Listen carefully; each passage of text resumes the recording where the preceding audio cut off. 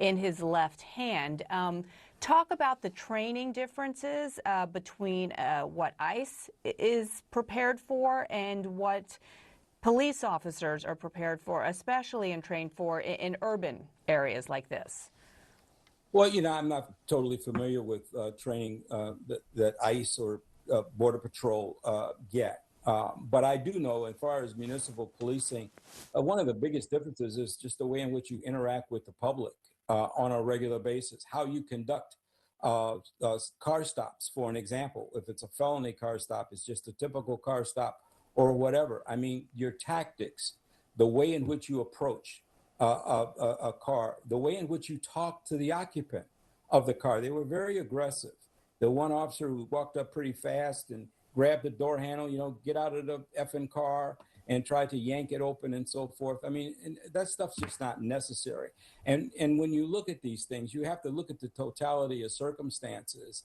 And even though that's not the shooting itself, but you just looked at the conduct of the way in which they're handling themselves at ICE, and it leads to bad outcomes. I guess is the point I'm trying to make, and you couple that with the kind of rhetoric that you're hearing from elected officials and others. I mean, this is a tense situation. They are sitting on a powder keg in Minneapolis, and it's not going to take much of a spark to make it totally blow up.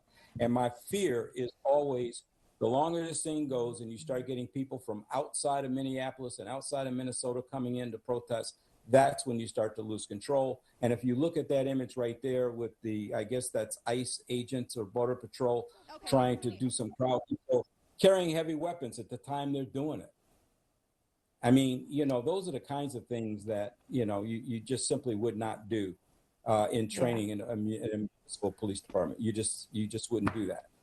Well, we know that tear gas was dispersed earlier today. As you're right, things have become increasingly tense this morning. Authorities have been warning all to lower the temperature here, obviously having the right to exercise their right of speech and to gather, but to do so in a non-aggressive and non-threatening manner. Our own CNN reporting shows that as the ICE agents entered the city and arrived there just weeks ago, Trump ने वो America का सत्यानाश करके रख दिया है।